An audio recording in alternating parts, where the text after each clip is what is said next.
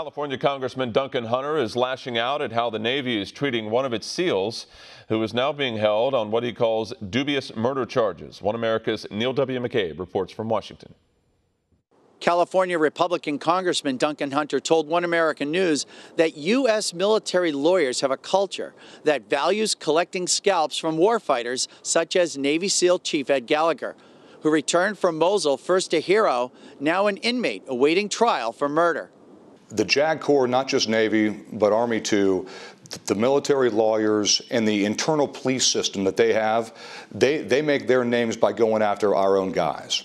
The Marine combat veteran said it was further proof of JAG's vindictiveness that Gallagher is jailed at the Miramar detention facility, the Navy's brig for sexual predators and deviants. That's just ridiculous. You shouldn't put anybody who's not a sex offender in with a bunch of really bad, disgusting people like that. Hunter said our warriors are sent to fight the world's most vicious terrorists, but they are held to standards developed for regular uniformed soldiers fighting other regulars from another nation state. You're fighting terrorists where once they put down their AK-47, they're then considered civilians. A member of SEAL Team 7, Chief Gallagher led a platoon sent to Mosul, Iraq in 2017, a city of more than 600,000 souls on the Sunni-Kurdish fault line, and a city that had been under ISIS control for the previous 3 years.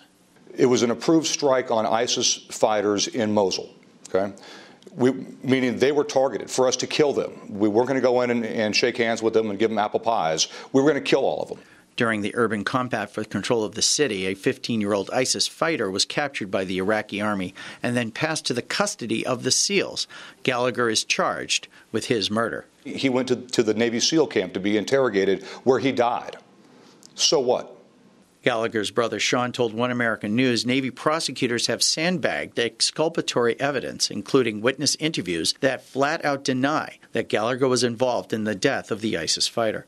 What has been just infuriating for our family is that mountains of evidence, direct witness testimony, video, and photographic evidence, and testimony from neutral parties, from Iraqis who have no vested interest in my brother's case, have all said the charges against my brother, Chief Eddie Gallagher, are false, baseless, and did not happen.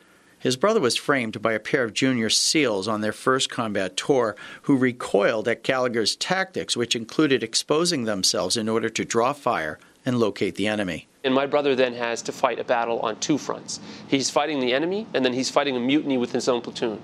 Back home, the two boot SEALs were worried that his brother would not forget their misconduct, so they went to the Navy Criminal Investigative Service and accused their chief of war crimes and other acts of misconduct, he said. Friends and relatives of Gallagher are worried about his health as he endures the Navy's harsh incarceration. His murder trial is scheduled to begin February 19th, and as of our deadline, the Navy has not allowed the defense to question the two accusers. And a military judge has agreed with the Navy's demand that Gallagher remain in the brig through his trial. Neil W. McCabe, One American News, Washington. Want to see more videos like this? Click on the link below and subscribe to One American News on YouTube, and call your cable provider and kindly demand that One American News is added to your lineup. Call and subscribe today.